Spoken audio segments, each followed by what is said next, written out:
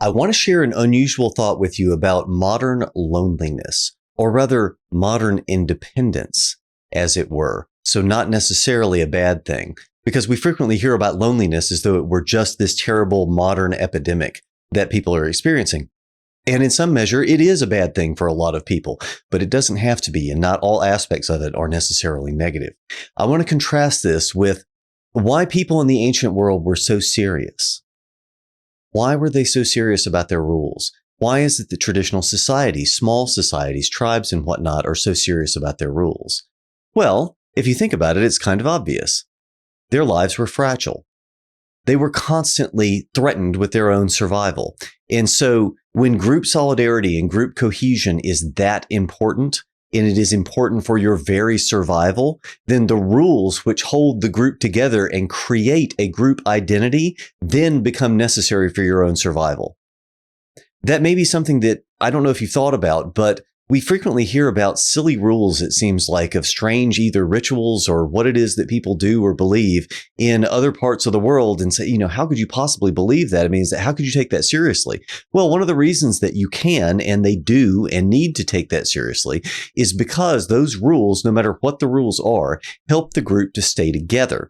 And if the group being together is the one thing that is going to help to keep you alive and to keep nature at bay, then you know what? That becomes a really serious and really important thing, no matter what the rule is. Flash forward to today. What does this have to do with the modern problem of loneliness? So one of the things that's characteristic of the modern world is not just loneliness, but isolation. Well, isolation sounds terrible too. Why is isolation a bad thing? Well, okay, isolation can be a bad thing for a lot of people, to be sure. There's no doubt about that.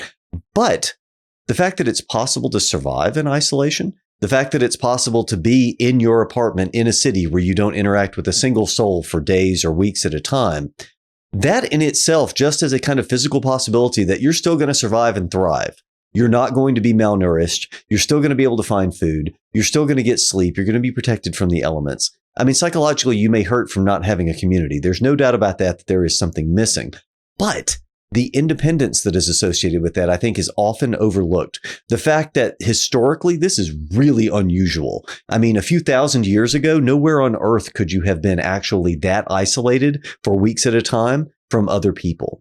That's just not the sort of thing that was really possible. It has never really been a feature of human existence. And so that's one of the reasons that people look at it today and say, oh my God, we're not designed for this. This is a terrible thing. And like I said, for many people, it can be a terrible thing. But the isolation and ability to live independently also has other things, also has other aspects to it, I think, that are worth considering. And it implies a kind of independence with respect to authority.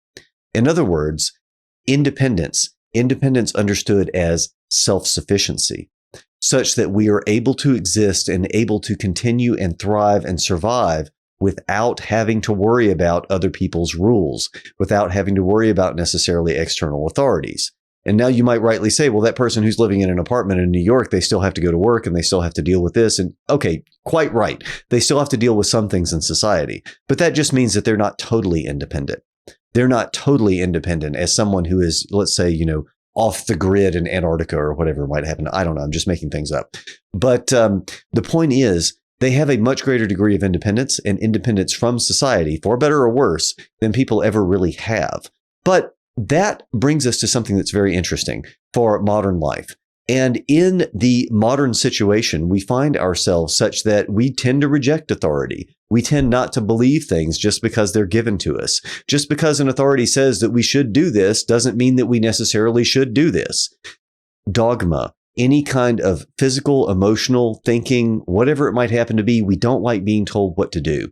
And that's especially true here, by the way, in the United States. There's a strong tradition of not accepting what it is that other people tell you that you should do. It kind of goes by the name of rugged individualism, right? For better or worse. Anyway, that's a whole host of historical issues with that.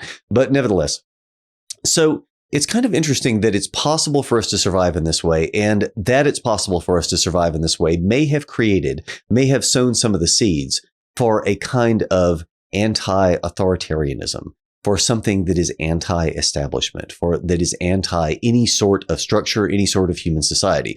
Because oftentimes people romanticize, for instance, living in a small town. And they'll say, oh, life would be simpler if I wasn't in the rat race in the city, and et cetera, and you know the drill. But living in a small town can be horrifying for some people, because then you are subject to the rules and expectations and sometimes the parochial mindset, which has very, very serious consequences and rules for you. Well, I mean, if you're an outsider, that's not a great thing. If you happen to be substantially different than the remainder of the people in that small town, that can be a very, very bad thing.